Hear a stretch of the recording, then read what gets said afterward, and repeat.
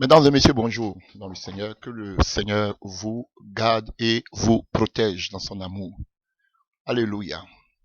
Aujourd'hui, nous voulons parler, alléluia, des écoles philosophiques juives à l'époque de Jésus. Les écoles philosophiques juives à l'époque de Jésus. Alléluia.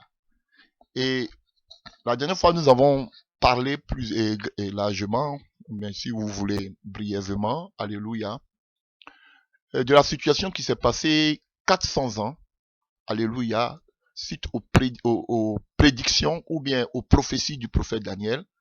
Et ces événements se sont accomplis, alléluia, quand vous voyez l'Ancien et le Nouveau Testament, je vais dire à partir entre Malachie et puis, qu'on appelle Matthieu, là, une période de 400 ans.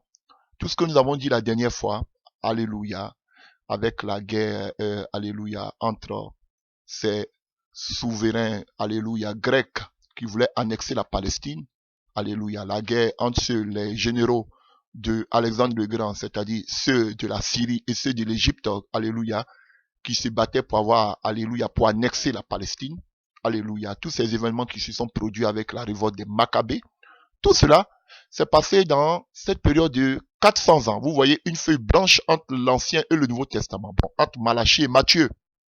Donc, c'est dans cette période-là que tout s'est passé jusqu'à la venue de Jésus-Christ de Nazareth. L'évangile commence avec la venue de Jésus. Alléluia. Donc, c'est ce que nous avons vu la dernière fois. Alléluia. Et, au fil du temps, bien vrai qu'il y a eu une révolte des Maccabées, mais cela n'a pas empêché que la philosophie, alléluia, continue son petit, alléluia, son petit chemin. Alléluia. Donc, il y a eu, comme je le disais l'autre fois, il y a eu deux écoles judaïques, deux écoles, alléluia, orthodoxes, dans cette période-là aussi. Après cela, on avait vu que Jason avait déjà fait une école, alléluia, alléluia, philosophique à Jérusalem. Donc, cette tendance, cette mentalité, ce mouvement a impacté vraiment le style de vie. Comme on a dit, l'hellénisme, c'est vivre, bien vivre, vivre les choses de ce monde. Donc, ça a impacté je vous ai toujours dit que le peuple grec avait un goût poussé pour la vie, alléluia, la vie du luxe. Donc, en cette période-là, il y avait deux écoles qui étaient renommées. Je vous avais dit qu'il y avait l'école euh, de Hillel, dont provenait Gamaliel, alléluia, lui qui a enseigné Paul, alléluia, chers frères et sœurs. Et ces écoles-là étaient à Jérusalem. Et on sait que Paul a fait partie de l'école de Gamaliel. Lui-même, il parle de cela dans le livre des Actes 22, à partir du verset 3. Alléluia.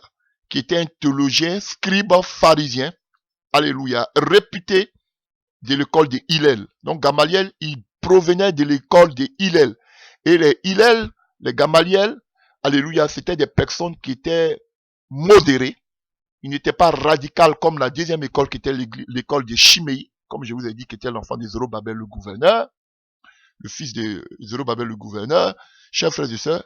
Mais les Gamaliel qui provenaient de l'école de Hillel, c'était des personnes modérées. Et c'était un théologien. Alléluia. Donc, lorsque vous parlez de la théologie, alléluia, ça vient du grec, ça vient de la philosophie. Donc, voilà comment l'église a impacté, a été influencée par la philosophie jusqu'à aujourd'hui. Et vous allez entendre des soi-disant chrétiens qui vous diront aujourd'hui que pour servir Dieu, pour être pasteur, alléluia, il faut avoir un diplôme théologique pour être reconnu dans la confédération. Voici la plus grosse. Quel mot je peux trouver? Trouvez le mot à ma place. Alléluia. C'est la plus grosse escroquerie du siècle. C'est une infamie. Alléluia. C'est une hérésie. C'est la sorcellerie. On te dit aujourd'hui, pour être serviteur de Dieu, pour être pasteur, tu dois faire une école théologique. Mais c'est écrit où dans l'évangile? On sait qu'il y a beaucoup qui sont des faux. Mais vous-même qui partez en théologie aussi, beaucoup d'entre vous tous même, beaucoup d'entre vous sont aussi des faux. Donc il y a des faux partout. Mais dis que pour être pasteur, tu dois avoir un diplôme théologique, mais je tombe des nues. C'est de la sorcellerie. Jésus ne l'a pas dit, les apôtres ne l'ont pas dit. C'est écrit où? Alléluia. Paul a été un théologien. Alléluia. Il était un théologien. Puisqu'il est descendu de l'école de Hillel, il avait pour maître Gamaliel. Gamaliel était un théologien. Et Gamaliel est quelqu'un qui a enseigné la théologie, la philosophie, mélangée à la loi de Dieu. Un mélange. Et Paul, il avait un zèle excessif. Non seulement, alléluia, pour comme lui-même il dit, pour la religion de ses pères, mais aussi pour la philosophie de ce qu'il avait appris. Alléluia, chers frères et sœurs. Mais ça l'a pas empêché de naître de nouveau lorsqu'il a connu, il a croisé Jésus-Christ, alléluia, sur la route de Damas. Alléluia. Donc, tout ce qui veut des théologiens, frère, mais vous n'êtes pas encore chrétien. C'est pas lorsque, non, je sens en moi que je veux servir Dieu.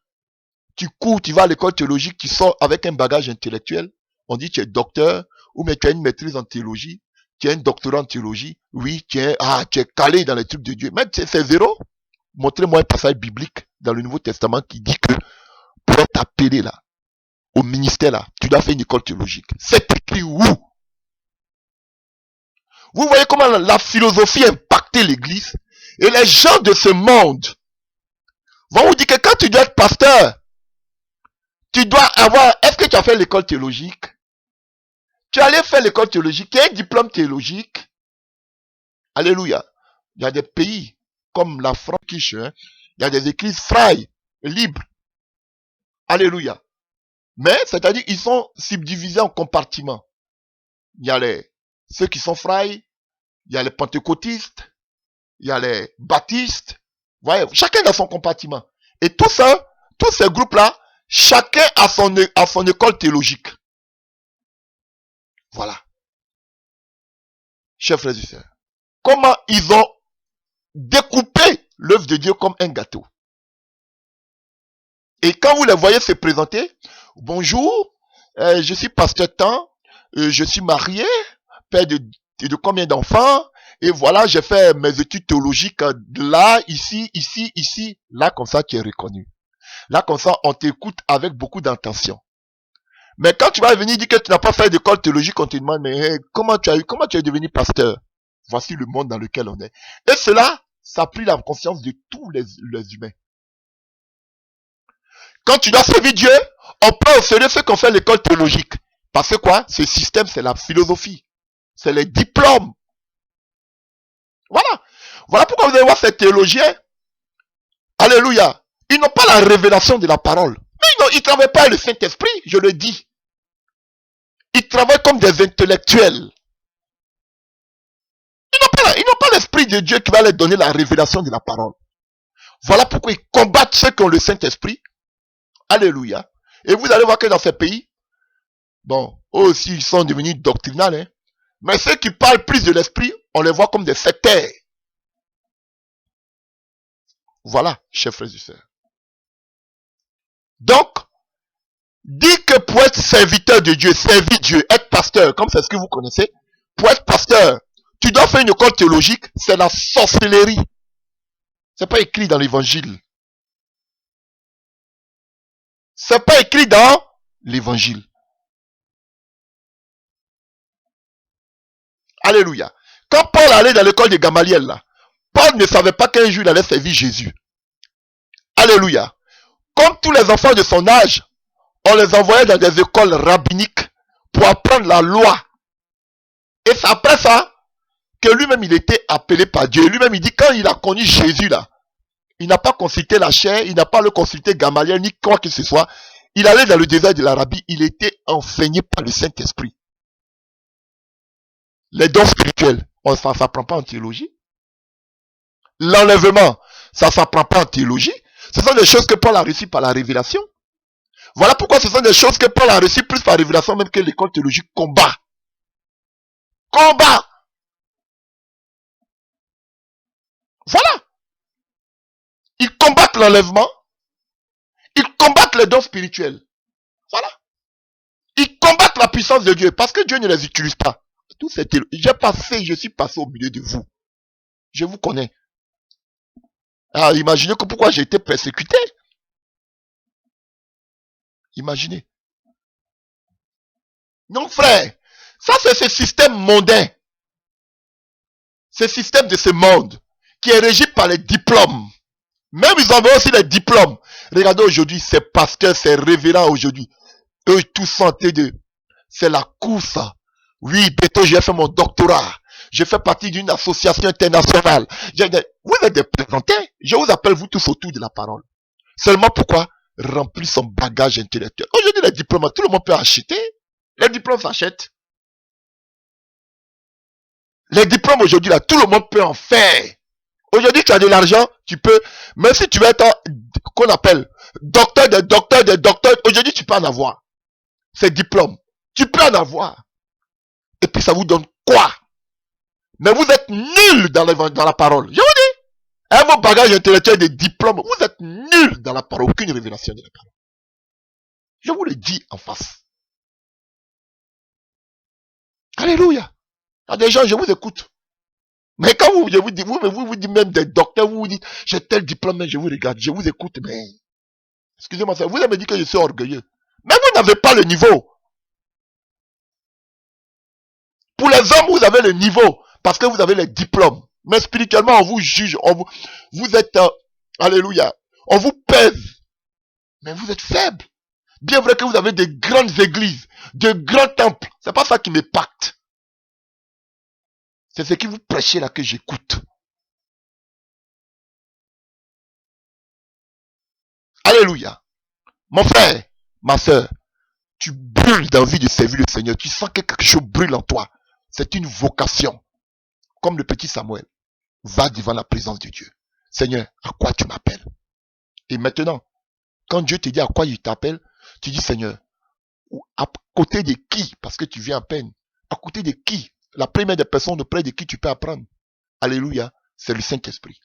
Mais Dieu, dans sa grâce, permettra que tu partes à côté d'un véritable serviteur de Dieu pour apprendre davantage. Mais Dieu va te le révéler ça dans la prière. Comme Dieu a révélé à Paul. Alléluia. Vers qui il devait partir. Pour qu'il soit formé. Donc ce grand Paul qui avait des diplômes théologiques. Alléluia. Il allait vers Ananias pour que Dieu puisse le former. Il allait d'abord dans le désert de l'Arabie. Il allait vers Ananias aussi. Vous avez compris? Donc, c'est vrai, nous sommes formés par le Saint-Esprit, mais Dieu permettra que nous soyons aussi à côté de quelqu'un. Donc, on n'a pas besoin de diplômes théologiques. On n'a pas besoin d'aller dans des écoles théologiques pour pouvoir servir Dieu. Ah oui, j'étais au milieu d'eux. Et chaque matin, avant de commencer les cours, il y avait quelqu'un qui donnait toujours une prédication. J'étais assis, je regardais comment on donnait les prédications. Frère, ça fait dormir. Ils vont te passer par-ci. Et ils vont te parler d'un auteur. Ils vont te parler d'un livre. Ils vont te passer... Non, mais dis donc. Je vous dis. C'est ça, le diplôme. On n'a pas besoin d'aller à l'école théologique, frère, pour servir Dieu. T'as pas besoin. Tu peux faire des recherches. Il y a Wikipédia, il y a tout. C'est pas mauvais. Mais t'as pas besoin d'aller à l'église. On s'improvise pas. Appelé de Dieu, c'est un appel, c'est une vocation. Quand Dieu va t'appeler, il va te donner les moyens d'arriver là, jusqu'à où il veut que tu arrives. Tu n'as pas besoin d'aller à l'école théologique. Alléluia. Ça ne fait pas partie de l'appel de Jésus. Ça, c'est la philosophie des hommes. C'est l'école des hommes. Alléluia. Voilà. Alléluia. Alors, donc, il y avait l'école aussi de Hillel, eux c'était des extrémistes, et c'est la loi ou rien. Mais l'école des Chiméi, eux c'était des extrémistes. Mais l'école des Hillel, eux ils étaient les modérés. Et ils ont embrassé même la philosophie. Et c'est de cette école-là que Paul est sorti. Alléluia. Pour vous dire que déjà le vin était déjà dans le fruit, pardon.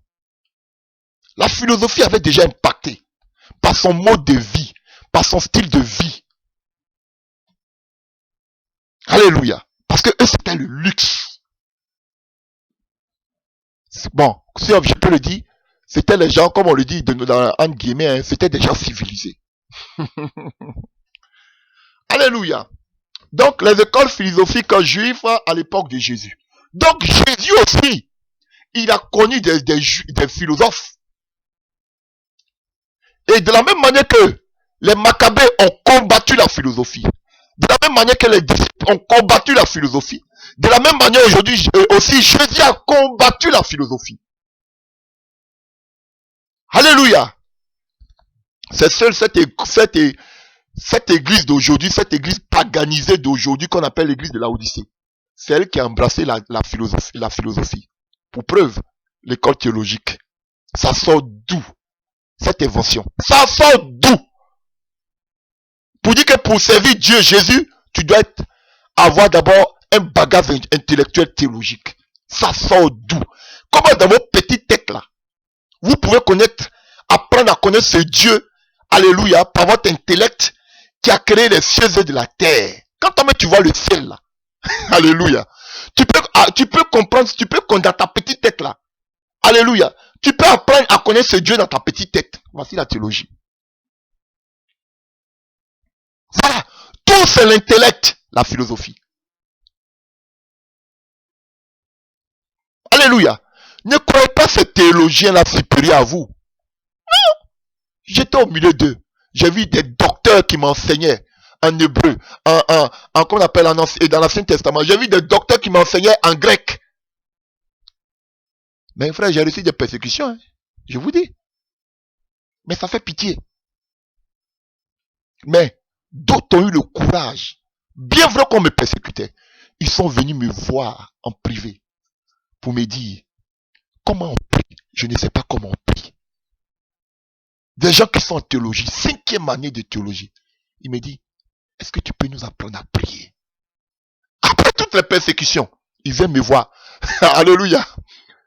La nuit, apprends-moi à prier. Ça fait pas pitié, ça. Ça fait pas pitié. Et vous êtes complexé par rapport à ça.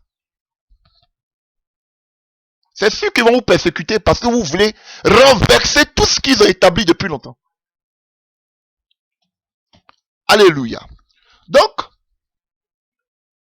selon l'historien juif Joseph, qui a vécu au 1er siècle après Jésus-Christ, les écoles philosophiques juives à l'époque de Jésus sont au nombre de 3. Donc il y avait 3 écoles philosophiques à l'époque de Jésus. On avait celle des Sadduciens, des Esséniens et des pharisiens. Et il y a un 4e mouvement, ce n'est pas une école philosophique, le 4e, mais c'était un mouvement qui est apparu plus tard, qu'on appelait celui des zélotes. Ce n'était pas une école théologique et philosophique, mais c'était un mouvement. Alléluia.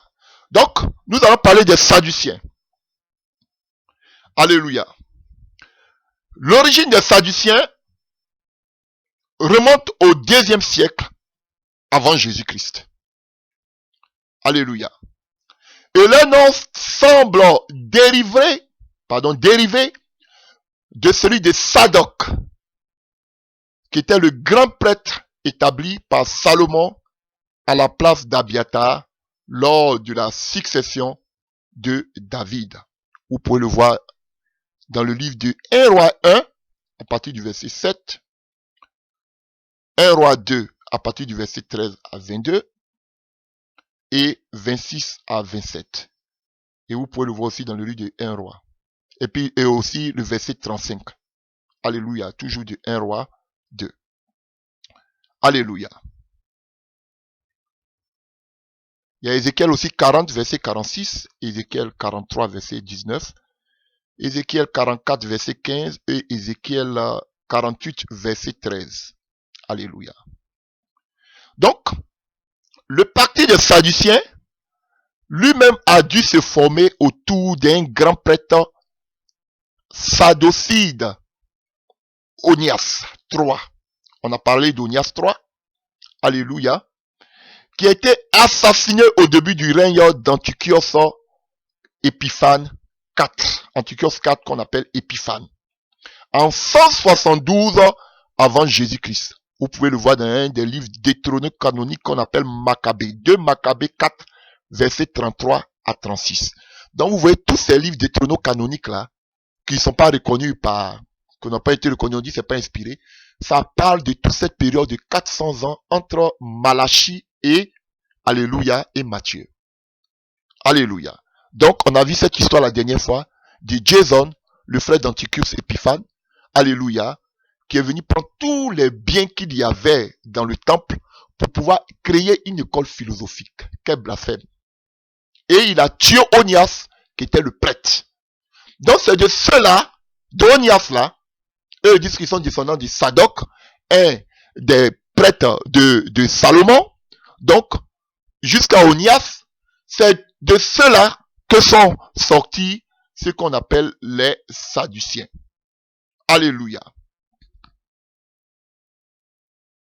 Mais plus tard, on voit que ce parti-là, alléluia, cette école théologique-là et philosophique, a commencé à intervenir dans les affaires publiques, alléluia, qui a eu lieu à 152 avant Jésus-Christ, lorsque Jonathan Maccabée, qui fait partie de cette famille sacerdotale, alléluia, patriote, alléluia, est devenu grand prêtre tout en exerçant l'autorité politique. Alléluia. Donc après la révolte, ils ont commencé à se mêler maintenant de la politique. Ces Sadduciens, qui étaient un groupe de prêtres, alléluia, qui veillaient sur la loi mosaïque. Sous Jean Hyrcan, nous avons parlé aussi de Jean Hyrcan, de 135 à 104 avant Jésus-Christ.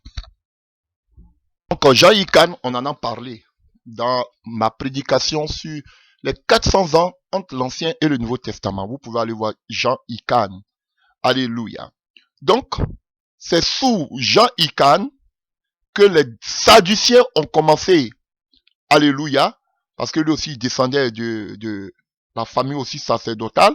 Donc, c'est sous Jean Hyrcan que ce groupe des Sadduciens ont commencé à se lier au pouvoir. Et jurons à partir de ce moment-là, en alternance avec les pharisiens au sein du grand conseil qu'on appelait le Sanhédrin, qui était un grand conseil. Donc, vous pouvez voir cela en acte 23 à partir du verset 6. Acte 23 à partir du verset 6. Donc, ces Sadduciens vont jouer un rôle vraiment important dans la direction des affaires politiques du pays d'Israël jusqu'à la chute de Jérusalem à 70 après Jésus-Christ. Ils appartenaient essentiellement, ces Sadduciens, à la riche aristocratie. Vous voyez pourquoi ils sont des philosophes? Ils appartenaient essentiellement à la riche aristocratie sacerdotale de Jérusalem. Alléluia. Vous voyez? Donc, c'était les Sadduciens, c'était seulement que des riches. Des prêtres, mais riches. Si tu es pauvre, tu ne faisais pas partie du milieu d'eux. C'était des corrompus. Et ils avaient accepté la culture grecque, hellénétique, ou bien helléniste. Alléluia. Ils avaient accepté la culture grecque. Je vous ai dit que les Grecs vivaient une vie de luxe. C'était des riches. C'était la luxure. Voilà. Donc, ces Sadduciens-là se comportaient comme des Grecs. Et pour eux, ils n'avaient pas affaire au bas peuple. Et pour eux, c'était le savoir bien vivre. la luxure. Ça, c'était les Sadduciens. N'importe qui ne pouvait pas être Sadducien. Donc, ils avaient accepté, alléluia, parce qu'on disait que la culture hellénitique, ou bien helléniste, la culture grecque, était une culture supérieure à toute autre culture mondiale, dans le monde. Donc, ils ont accepté cette culture grecque-là, parce que c'était une culture supérieure, de bourgeoisie. Voilà pourquoi on dit que c'était une école philosophique. Donc, n'importe qui, et c'était des prêtres. Donc, n'importe qui ne pouvait faire pas partie de leur groupe philosophique. Si tu n'étais pauvre, tu ne pouvais pas. Alléluia. Alléluia. Donc, d'un point de vue religieux, les principaux soucis à l'époque de Jésus étaient de la sauvegarde du temple et de la nation. Alléluia. Ce qui explique leur collaboration avec Rome et leur attitude à l'égard de Jésus.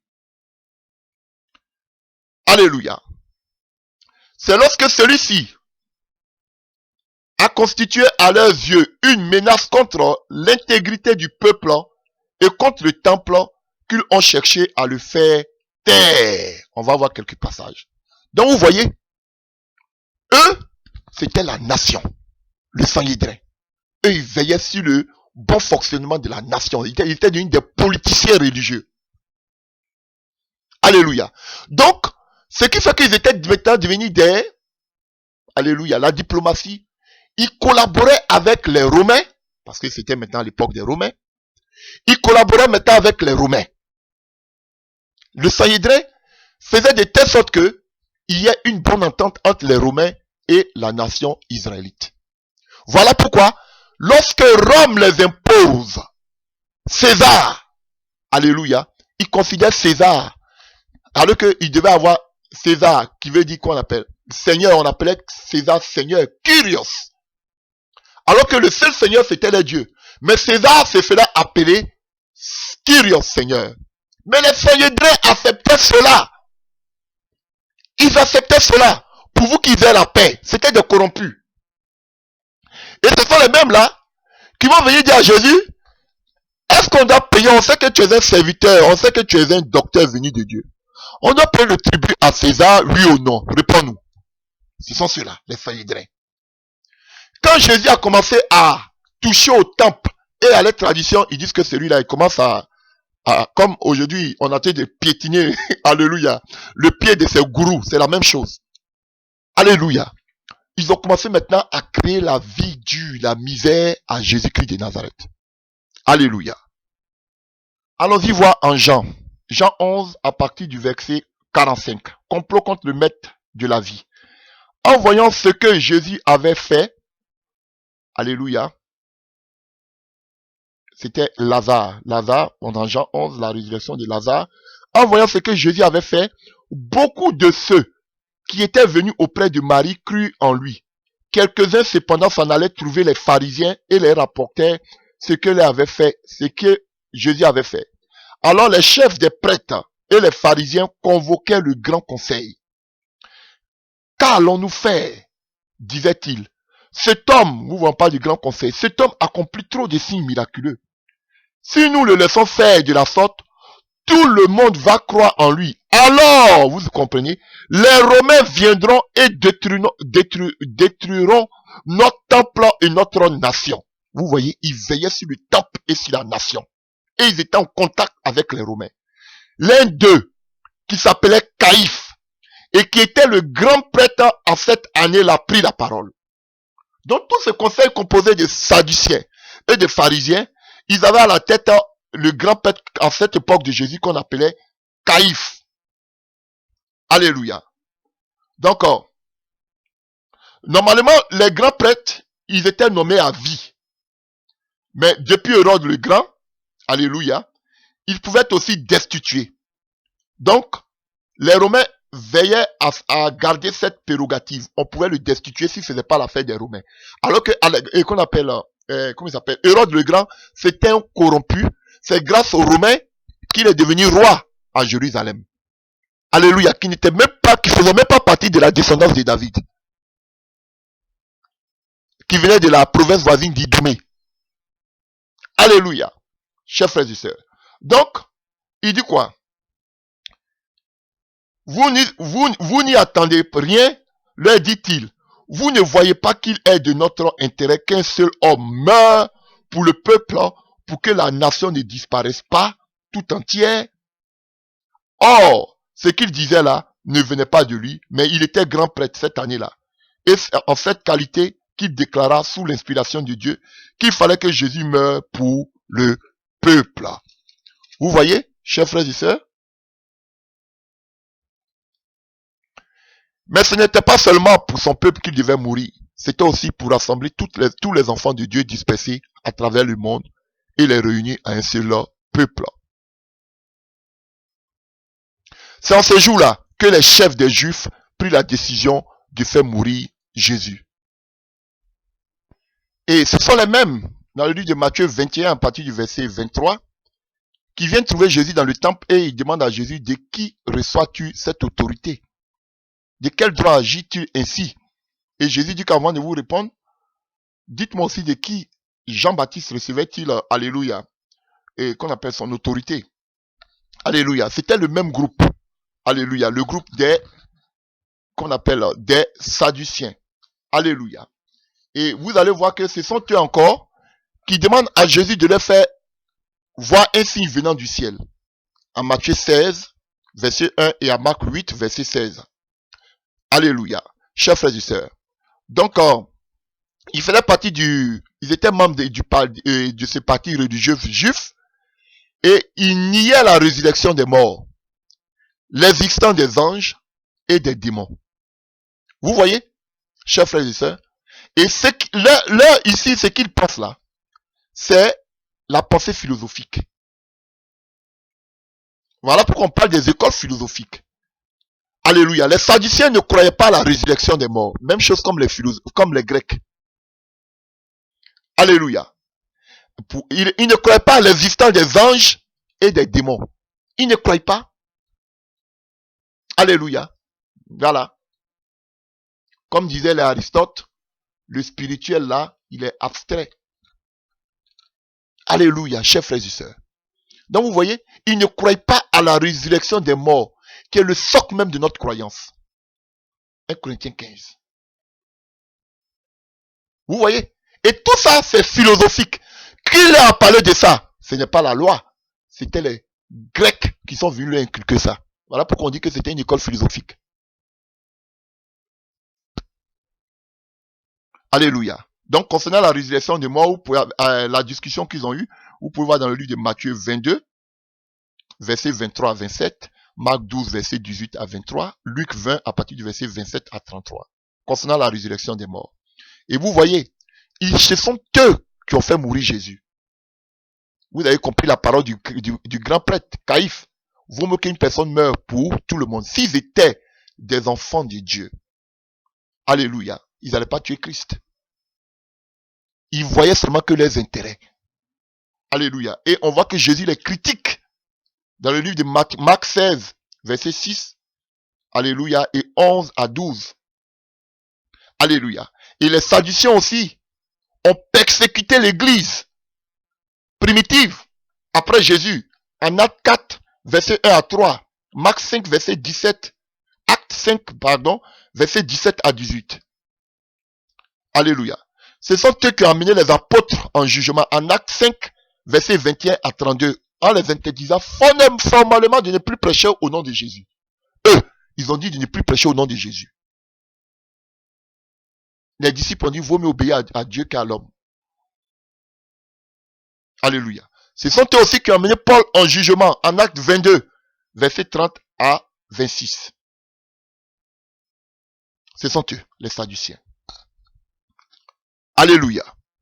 Encore. Il niait la résurrection des morts, l'existence des anges et des esprits, des démons.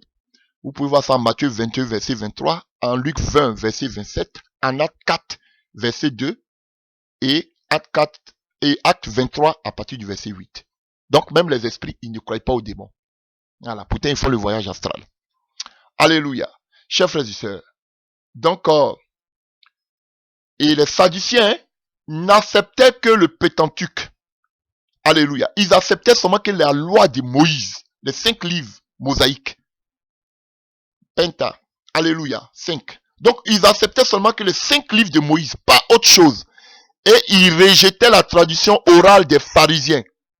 On va arriver tout à l'heure à cela. Donc, pour eux, qu'on appelle les Sadduciens, eux, pour eux, c'était les 5 livres de Moïse. À part ça, il n'y a rien d'autre. Prophéto. Tout ça, ils ne croient pas. Eux, c'est les 5 livres de Moïse. Les 5 premiers livres de la Bible. C'est ça seulement ils croient. Alléluia. Genèse, Exode, Nombre et Lévitique d'abord. Nombre et puis Deutéronome. Voilà. Donc, voici les 5 livres auxquels ils croient. À part ça, il n'y a rien. Ils étaient des fidèles parmi les fidèles de Moïse. Alléluia. Mais ils rejetaient la traduction orale. Et on va parler de ça tout à l'heure. Donc, voilà ce que je pouvais dire concernant alléluia, les Sadduciens. Donc, ils ont mélangé la loi de Moïse avec la culture hellénique, la culture grecque. Le mot de vie grec. Alléluia. Et puis, n'importe qui ne pouvait pas faire partie d'eux. Alléluia. Chers frères et sœurs. On a un deuxième groupe, une deuxième école philosophique, juif à l'époque de Jésus. On ne parle pas des écoles philosophiques grecques, on parle des écoles philosophiques juives. Parce que les juifs maintenant avaient embrassé la philosophie grecque. Le mot de vie grec. Donc eux aussi ils ont fait des écoles comme Hillel, les Gamaliel. La philosophie, c'est la mère de toutes les prostituées. Alléluia. Les Esséniens. L'origine des Esséniens, comme celle des pharisiens, remonte aux Assidéens, qui veut dire les pieux, qui se sont joints à la révolte des Maccabées en 167 avant Jésus-Christ selon Joseph. Alléluia. Joseph, je vous ai dit, c'est un historien. Alléluia. C'est sous Jonathan, vers 150 avant Jésus-Christ, qu'ils se sont séparés des pharisiens. Jonathan aussi, on parle de Jonathan Maccabée. Alléluia. Tout ça, c'était des frères, la famille des Maccabées. Alléluia. Donc, à partir de la révolte. Alléluia. Voilà. Donc, à un certain moment, les Esséniens se sont séparés des pharisiens. On va arriver tout à l'heure sur les pharisiens. Alléluia. En fait, le fondateur du mouvement essénien, le maître de justice, alléluia, pourrait être, selon certains, le grand prêtre sadocite que Jonathan aurait évincé pour occuper son office. Alléluia. On a parlé de Jonathan, Maccabée, alléluia. On nous dit que lorsqu'il est venu, alléluia, il est devenu grand prêtre. Alléluia, il a invincé, il a chassé un autre prêtre. Donc c'est de ce prêtre-là que c'est lui qui sera l'auteur de ce mouvement, je parle de ce mouvement, de cette école philosophique essénienne. Alléluia. Les évangiles ne parlent pas des Esséniens. Dans l'évangile, on ne parle pas des Esséniens. Ceux-ci, en effet, vivaient plutôt en retrait de la société, dans les bourgades de Judée. Alléluia. Peut-être d'un quartier de Jérusalem.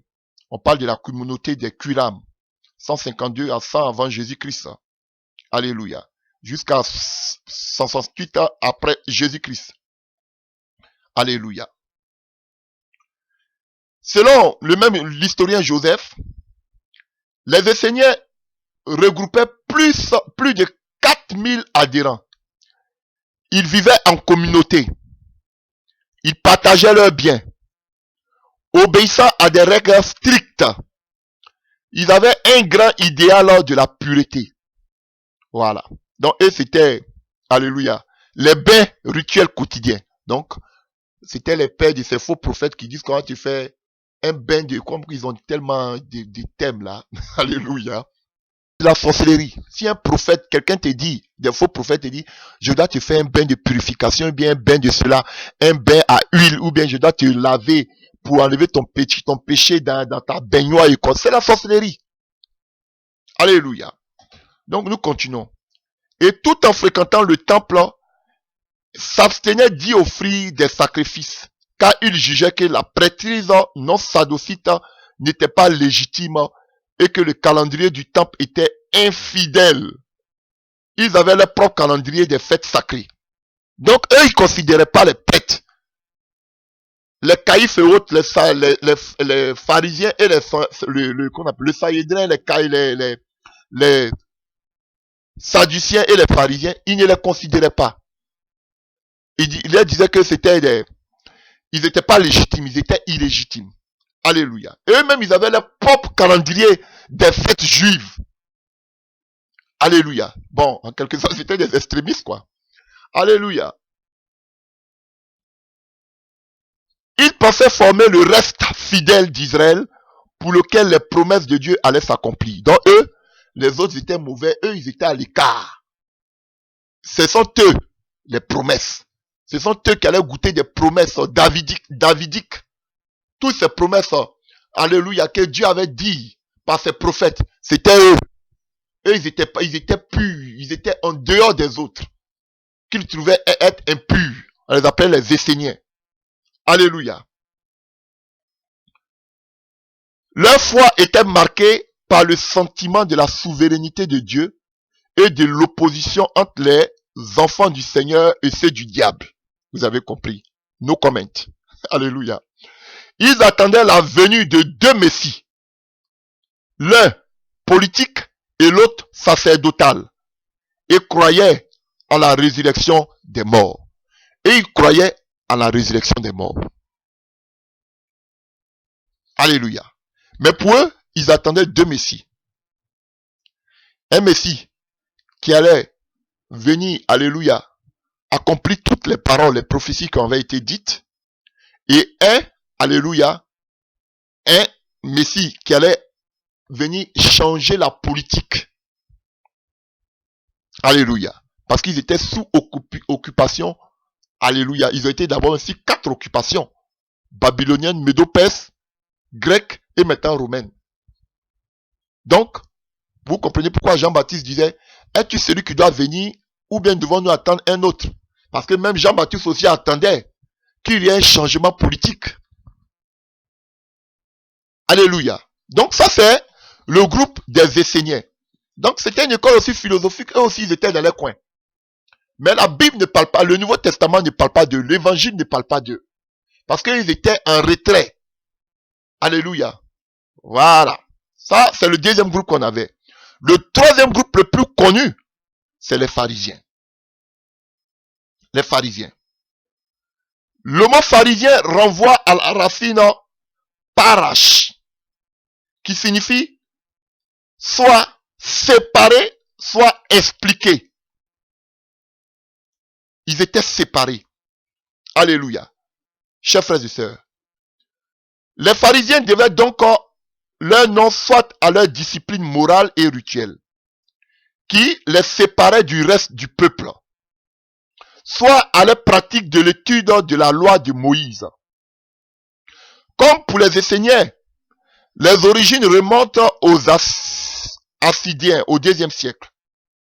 Alléluia. C'était un groupe qui était venu donner main forte, alléluia, aux Maccabées pour la révolte contre, alléluia, comment il s'appelle, Antiochos Épiphane.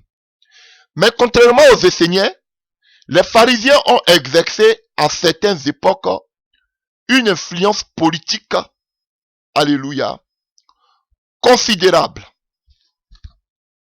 Ils étaient entrés dans la politique. Vous voyez, comme aujourd'hui vos pasteurs là, ils sont entrés aujourd'hui dans la politique. Ils étaient plongés dans la politique. Et aussi, ils faisaient partie aussi du Sanhédrin, du conseil. Alléluia. Du temps d'Hérode le Grand, ils étaient environ 6000. Alléluia, selon le même historien Joseph. Comptant parmi eux des membres interprètes de la loi, les scribes. Alléluia. Donc, alléluia. Les scribes, hein, c'était des interprètes officiels de la loi, des observateurs stricts de la loi. Ils observaient la même pureté que les prêtres qui exerçaient, alléluia, dans le temple. Alléluia. Ils exerçaient de manière stricte la tradition juive. Alléluia. Je ne vais pas vous citer les passages ici. Alléluia. Ils croyaient, ils étaient convaincus de la nécessité de la circoncision. Vous pouvez avoir Acte 15, verset 5. Croyant à la résurrection, à l'existence des anges, Acte 23, verset 8. Ils essayaient de se séparer des pécheurs. Matthieu 9, verset 11. Alléluia. Chers frères et sœurs. Donc, ils dirigeaient aussi les synagogues. Ils faisaient partie aussi membres du conseil. Acte 23, verset 6. Ils faisaient partie aussi, ils étaient dirigeants des mouvements politiques juifs. Matthieu 27, à partir du verset 62 à 64. Alléluia. Et c'était des gens qui observaient la loi et les règlements de la tradition juive. Alléluia. Qui avaient été ajoutés. Alléluia. Mais on dit que leur attachement à Dieu était parfois formaliste. Alléluia. Et quand on parle de formalisme, hein, alléluia, ils étaient attachés scrupuleusement à tout ce qui était des usages, les rituels. On parle de conventions sociales. Alléluia. Les conventions administratives, c'est-à-dire un zèle excessif. Ils avaient un zèle excessif, les pharisiens, chers frères et sœurs. Alléluia. Donc ces mêmes pharisiens, alléluia, ont interprété, les mêmes pharisiens ont élaboré toute une tradition d'interprétation de la loi. Un cadre précis qui devait permettre à l'observer. Alléluia. Ils avaient 613 règles, lois, commandements. Alléluia. Il y avait 248 commandements à observer et 365 interdits. Alléluia. Donc, 613 commandements. Donc, il y avait règles, il y avait 248 commandements et 365 interdits. Mais ça là, tu vas mourir. Donc, eux, ils prenaient leur temps. Ils étaient stricts. Voilà pourquoi Paul dit qu'il a été éduqué dans la stricte, alléluia, doctrine pharisienne de la loi. Chers frères et sœurs, c'était vraiment strict. Donc, tu devais 613 lois. Alléluia. Ils devaient les observer. Alléluia. Leur idéal était de vivre dans la vie quotidienne dans le même état de pureté rituelle que celui qui était exigé des prêtres au temple. Voilà.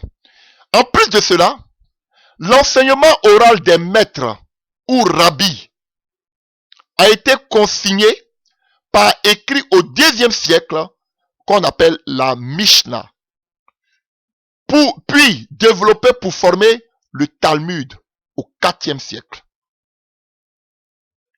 Alléluia. Donc vous comprenez? Donc, ils avaient un problème, alléluia, ces pharisiens-là. Alléluia. Ils ont commencé une interprétation de la loi. Il y a ce qu'on appelle la loi orale. La loi orale. Qu'ils ont développée. Alléluia. Au IIe siècle. Avant Jésus-Christ de Nazareth. C'était quoi? Ils avaient laissé la loi et ils interprétaient tellement la loi, ils se croyaient tellement dans la loi que il y avait l'enseignement maintenant oral des maîtres ou rabbis. Alléluia. Vous voyez, chers frères et sœurs, qui étaient des zophas. Oui, des scribes, des rabbis, des maîtres. Vous voyez? Donc, ils ont pris l'attitude des philosophes grecs, des conférenciers. Ils ont commencé à parler, délaissant la loi orale. Alléluia. Et écrite, pardon. Et maintenant, qu'est-ce qu'ils ont fait? toutes les paroles, comme a fait Platon avec les écrits de Socrate, toutes les paroles que a dit Platon, ou même toutes a dit Socrate, alléluia, ils ont pris toutes ces paroles-là, toutes ces paroles que les rabbins du 2e siècle ont écrit là, ils ont mis ça ensemble, ils ont appelé ça la Mishnah. Alléluia. Ils ont consigné ça par écrit au 2e siècle qu'on appelait la Mishnah. Puis ils ont développé, puis ils ont formé en d'autres termes une autre loi quoi, qu'on appelait, une loi orale qu'on appelait le Talmud au 4e siècle. Ils disent que Moïse, Dieu lui a donné des lois. Mais hormis ces lois-là, Dieu a donné des paroles qui ne sont pas écrites dans la loi à Joseph. Et j'ai dit à Joseph, à son disciple qu'on appelle, alléluia, Josué, et aux anciens. Et ainsi de suite, ce que Moïse a donné à Josué et aux autres, petit à petit, c'est ça qui est parvenu jusqu'à eux. Donc, une autre interprétation de la loi que Moïse n'a pas mis par écrit. Or, les 613 lois là, il y a des choses que Dieu a dit à Moïse que Moïse n'a pas écrit. Vous voyez, ça devient maintenant de l'occultisme. Et de là est sorti, alléluia, ce qu'on appelle le 6e livre de Moïse. Des livres purement mystiques. Alléluia. Et peu à peu, on est arrivé de ce qu'on appelle la Kabbale juive. La Kabbale juive. Tout cela, ils disent que Dieu a donné des signes, des choses à Moïse que Moïse n'a pas écrit. Vous voyez, jusqu'on est tombé dans l'occultisme. On parle de Kabbale juive. C'est la branche mystique du judaïsme. Et vous allez voir que, alléluia, c'est à partir des pharisiens.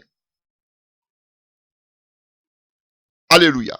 Donc, le Talmud, j'ai dit au 4e siècle, le mouvement pharisien qui a constitué le judaïsme après la chute de Jérusalem à 70 après Jésus-Christ.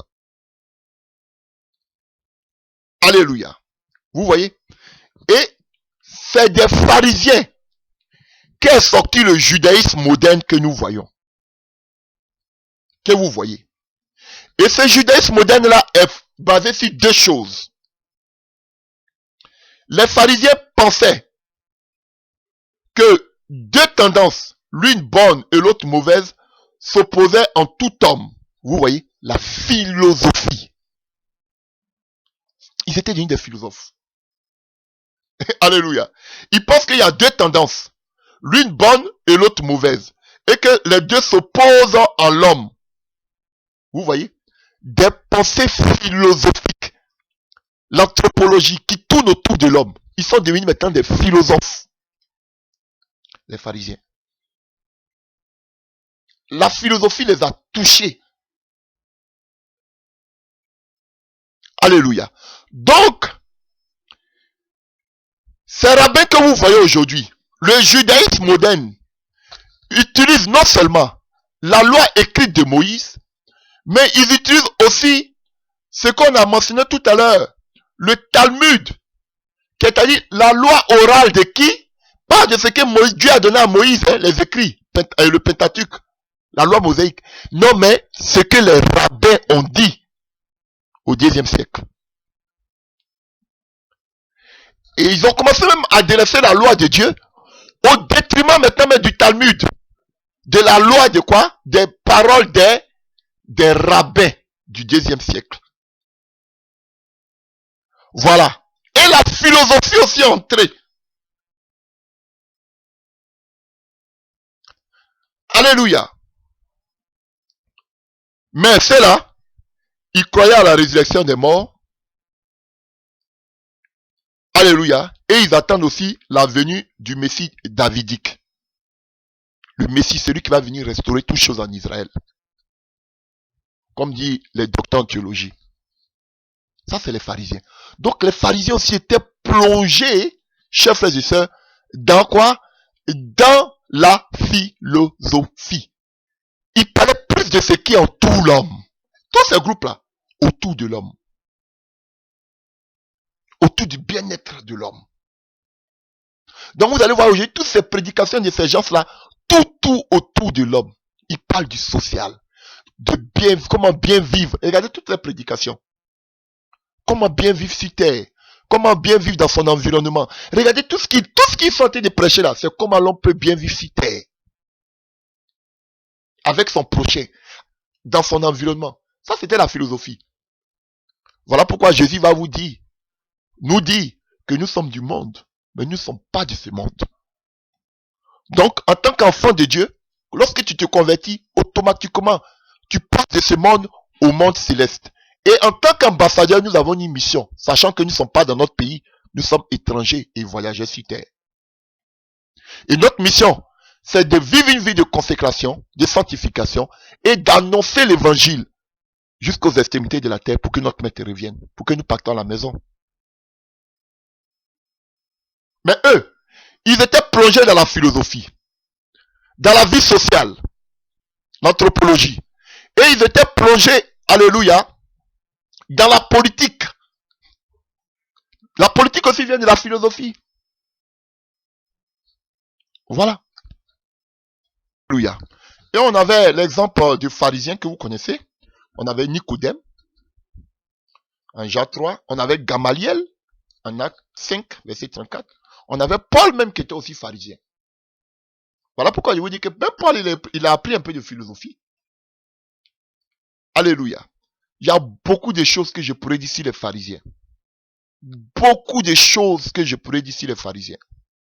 Et on sait que, alléluia, ce sont eux qui ont persécuté non seulement l'église, mais qui ont persécuté l'église primitive. Alléluia. Et ce sont eux aussi, alléluia, qui ont fait tuer Jésus. Ils avaient un amour poussé, ils avaient de l'amour pour de l'argent. Alléluia. Ils n'avaient peu de manque d'intérêt pour le peuple. Mais tout ce qui les préoccupait, c'était l'argent. Luc 16, verset 14 à 15. Pourtant, il est dit qu'ils étaient dans la parole. Mais ils avaient un goût poussé pour l'argent. Alléluia. Ce sont ces mêmes pharisiens-là qui ont demandé aux soldats romains, alléluia, de garder le tombeau. Alléluia. Et de ne pas dire ce qui s'était passé après la résurrection. Mais il y a quelques-uns qui croyaient secrètement en Jésus. Comme on peut le voir dans le livre de Jean 12, verset 42. Alléluia. Ce sont eux qui ont posé la question à Jésus-Christ concernant l'impôt à César, sur la femme adultère. Il y a beaucoup de choses. Sur les traditions, sur le mariage et le divorce, sur l'observation du sabbat, qui critiquait Jésus du fait que Jésus-Christ mangeait avec les pécheurs. Alléluia. Voilà. Donc, il y a beaucoup de choses que je pourrais dire sur, alléluia, les pharisiens. Donc, alléluia, les pharisiens, ils n'existent plus. Tout ce qu'on vient de dire là, cité là, il n'existe plus. Mais le judaïsme moderne est la continuité, du pharisianisme. C'est de cela que, c'est des pharisiens que est sorti le judaïsme. Alléluia. Et le judaïsme a pour socle le Talmud. Alléluia. Les paroles, alléluia, des rabbis du 2e siècle. La loi orale. Alléluia. Et pour finir, maintenant nous avons un autre mouvement, un 4e mouvement, qui est apparu plus tard, qu'on appelle les zélotes. Donc vous devez savoir que déjà sur le roi Hérode, alléluia, puis dès l'annexion de la Judée à la province romaine de Syrie, alléluia, en 6 après Jésus-Christ, on assiste à des soulèvements de certains contre la Rome. Alléluia. Tel est le cas de Judas, le Galiléen, qui est mentionné en Acte 5 à partir du verset 37. Acte 5, on va lire à partir du verset 37.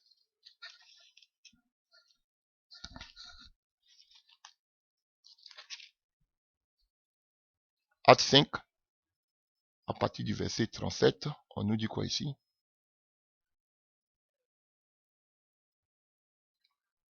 Alléluia. C'est Gamaliel qui parle ici. Et on va prendre à partir du verset 34.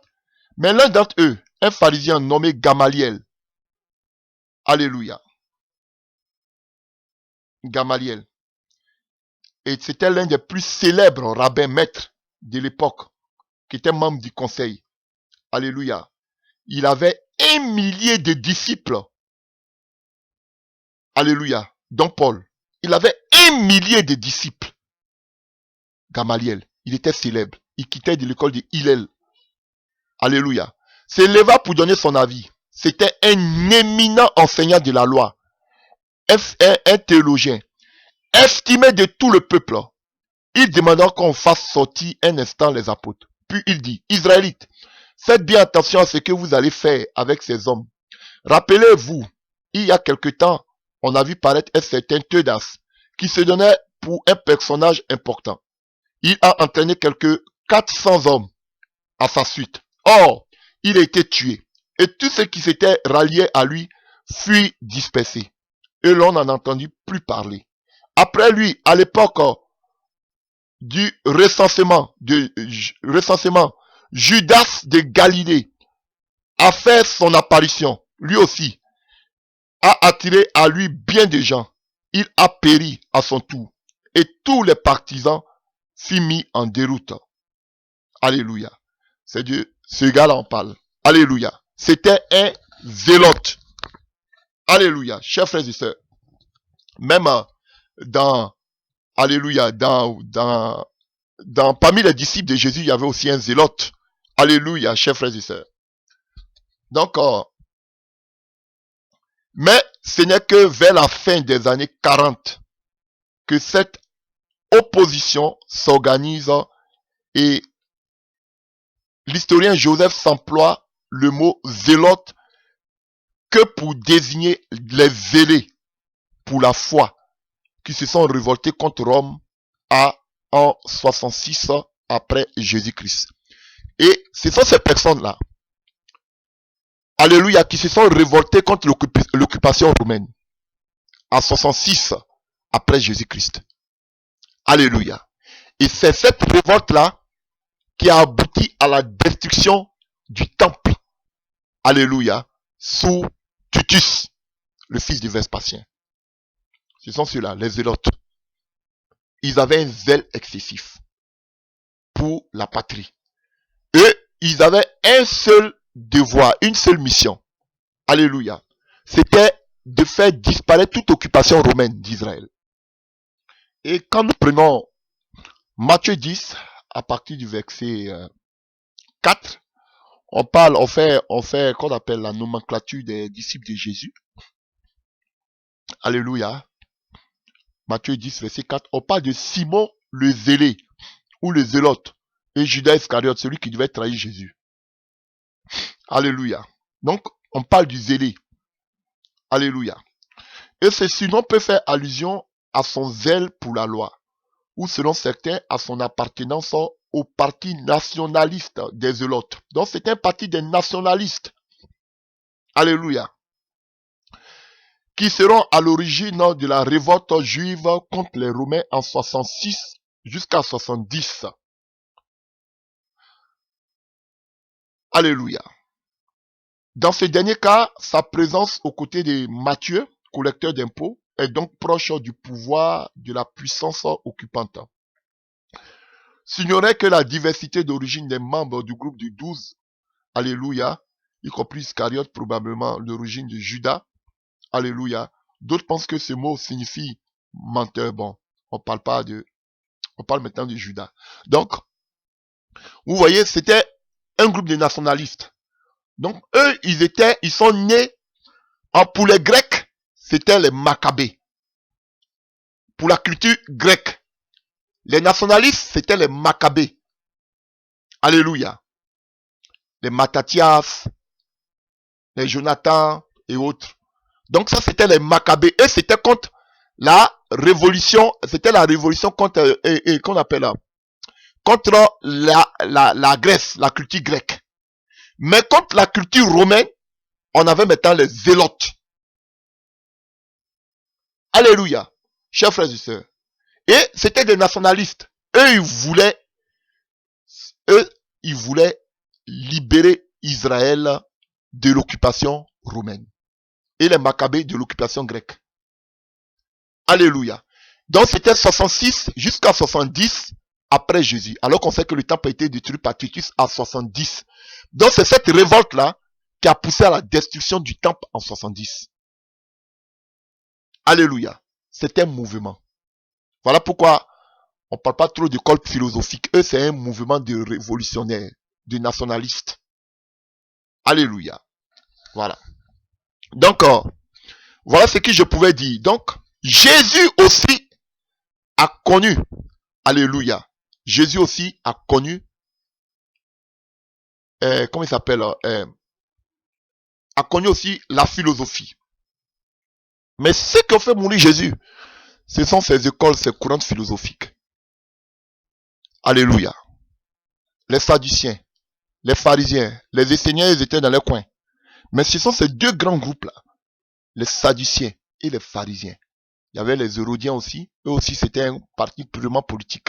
Mais les écoles philosophiques qui existaient, c'est-à-dire un mélange de la loi avec un mélange philosophique, c'était, alléluia, les Sadduciens et les pharisiens. Ils mélangeaient la philosophie, alléluia, avec, comme on appelle, avec, alléluia, la loi. Je vous ai parlé des Sadduciens. Eux, ils avaient la loi, mais ils étaient trempés dans la politique. Et c'était la bourgeoisie, l'aristocratie, alléluia. Vous voyez, on parle d'aristocratie. Aristote. Vous voyez, ils avaient un goût poussé pour les biens du monde. Aristocratie. Aristote. Alléluia. Donc, chers frères et sœurs, c'était des Grecs. Ils avaient la mentalité grecque. Ils aimaient la culture grecque. Et en plus de cela, ils se servaient de la loi. Les pharisiens, eux aussi, vous voyez, ils disaient que l'homme avait un côté mauvais et un côté bien en lui. Donc, eux aussi, ça c'était de la philosophie. Ils étaient plongés aussi dans, alléluia, dans la politique. Et hormis cela aussi, ils ont pris des courants philosophiques, alléluia, comme des discoureurs qui ont parlé au 2e siècle. Ils ont pris ça, ils ont fait ça comme un livre. Il dit que c'est un livre révélé, ça vient des maîtres, ça vient des sophas, des sophistes. Ils ont pris ça aussi, ils ont fait un livre qu'on appelle la Mishnah, qu'on appelle la loi orale. Donc c'était des courants philosophiques. Alléluia. Et c'est de ceux-là, des pharisiens là, que faisait partie Gamaliel, qui a aussi, lui aussi, qui était un théologien, qui a aussi enseigné Paul. Donc Paul savait ce qui était la philosophie, quand il dit que ce sont des fous. Parce qu'il a appris. Oui, c'était un docteur de la loi Paul. Donc il savait ce qu'était la philosophie. Non, vrai, ils vont dire à Paul, qu'est-ce qu'il connaît de la philosophie? Paul, il a appris la philosophie avant vous. Oui, Paul était un docteur. Il a appris la philosophie auprès du grand Gamaliel. Vous êtes des petits, mais il dit à la fin que vous êtes des fous. Vous pensez connaître Dieu, mais vous êtes des fous. Alléluia. Pour finir, vous voulez avoir de la sagesse, de la connaissance. Alléluia.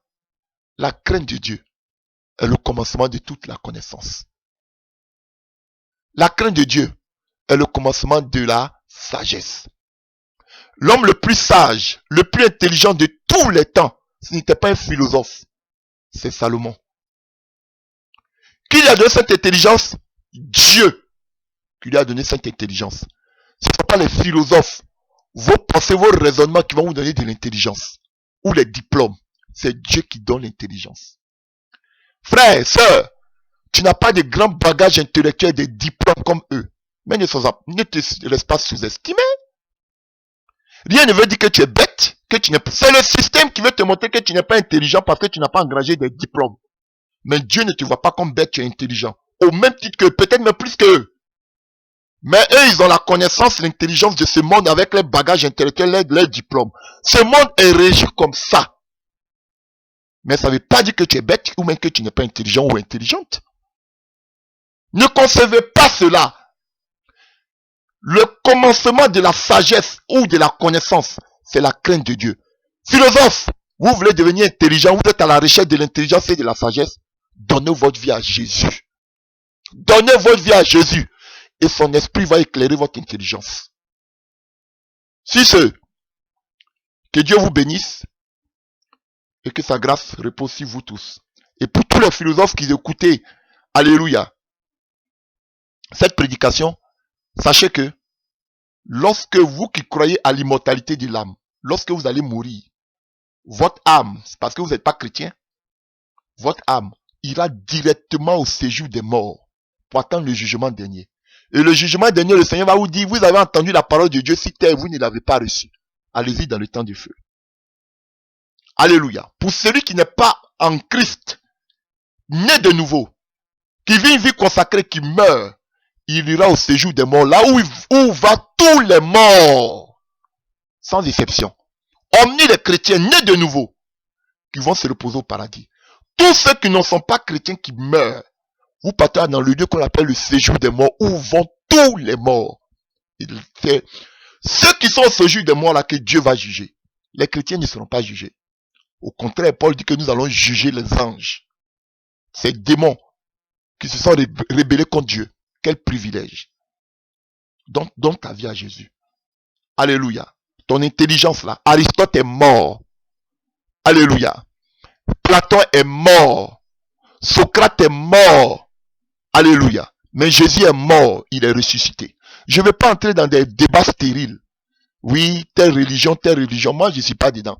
Venez me montrer qui est ressuscité parmi tous ceux que vous adorez, vos prophètes là. Maintenant, il y aura des faux prophètes. Si on parle des miracles, vous avez fait un miracle aussi. Maintenant, il y a des faux prophètes.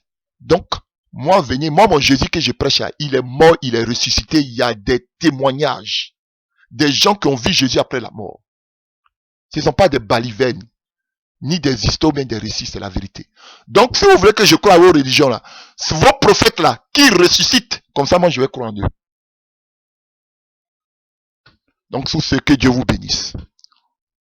Et que Jésus, Christ de Nazareth, ouvre votre cœur, brise cette incrédulité. Parce que vous pensez que vous avez engagé des diplômes, vous êtes au-dessus de tout le monde. Non. Je ne suis même pas sous-estimé à vous. Je ne me sous-estime même pas devant vous. Parce que moi j'ai Jésus. Vous n'avez pas Jésus. Alléluia. Et quand tu as Jésus, vous avez vu Paul, il était un docteur. Il avait fait la philosophie. Mais quand il a connu Jésus, Dieu l'a transformé. Il ne parle même plus de philosophie. Souvent, il dit d'où il était. Pour dire qu'est-ce qu'il a fait. Il était un docteur. Alléluia. Mais en Jésus, Jésus a changé. Et lui-même maintenant, il ne parle plus des diplômes qu'il avait engrangés. Maintenant, il parle de l'Esprit de Dieu qu'il enseignait. La connaissance humaine et l'Esprit de Dieu font deux. Tu ne peux pas comprendre la parole de Dieu avec ton intelligence. Non. Ton intelligence, ton cerveau est trop petit. Seul l'Esprit de Dieu pourrait te faire comprendre, connaître ce Dieu grand. Pas ton petit cerveau. Tu es trop petit. Alléluia. Que Dieu vous bénisse.